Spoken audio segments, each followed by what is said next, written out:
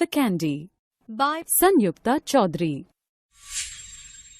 It was a hot Tuesday afternoon. In the month of October, the geography lesson was interesting, but Sharmila was waiting impatiently for the class to get over. The ice candy man had come, and his day's quota would soon get over. He visited the school every Tuesday and Thursday to sell his delicious candies that the children waited for eagerly. The teachers struggled to hold on to the students' attention during the last period of school on those 2 days. Though the ice candy man came every week, this Tuesday was very special for Sharmila, for she had got a 2-rupee coin from her mother to buy one ice candy. 12-year-old Sharmila was an intelligent student and serious in her studies. Her father had died of snake bite when she was 3 years old. It had been very difficult for Ma to bring up her only child. Though Ma had never told Sharmila about their problems, she understood everything. Mother and daughter, their worlds revolved around each other. That day, as she prepared for school, Ma called her to the puja room. The room was filled with the smell of incense. The framed photograph of the deity was glowing in the light of the little oil lamp. "This is your puja gift," she said with a shy smile and placed a little paper bag and a 2-rupee coin in her palm. She knew how popular the ice candies were in Sharmila's school. The quiet and calm quality of Ma made Sharmila feel special and cared for.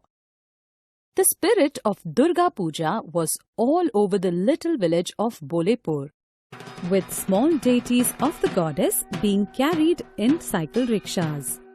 The faraway beats of the dhak echoed in the air. Usually, these activities never distracted Sharmila, but today was different. She couldn't help looking out at the clerk whose duty was to ring the school gong to end the day in school. She could almost feel the excitement of holding the candy in her hand, feeling its iciness touching her face and slowly melting in her mouth. She nearly felt the cold crunch her teeth. It brought back fond memories of having a similar candy at the wedding of the landlord's daughter.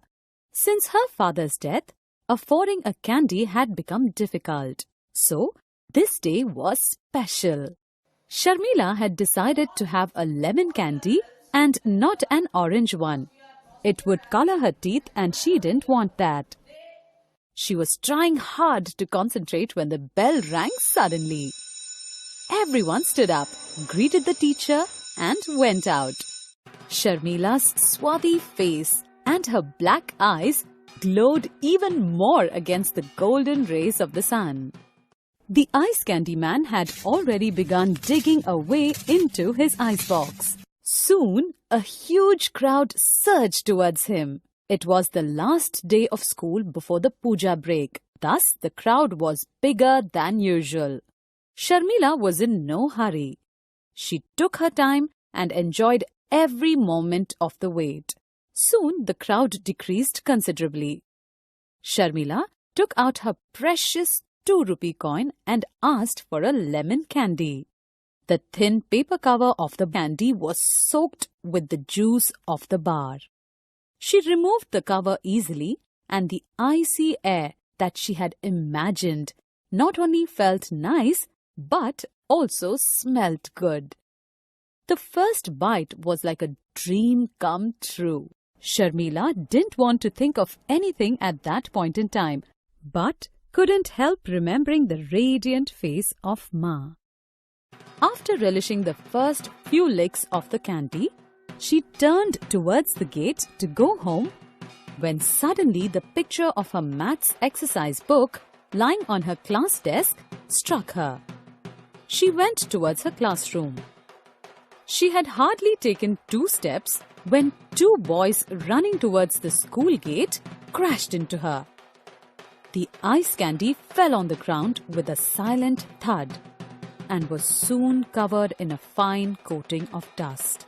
The dust particles could be seen clearly as the candy started melting.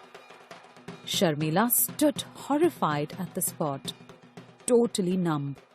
As the sound of dhak faded out, Ma's face slowly began to blur as Sharmila's eyes filled with tears.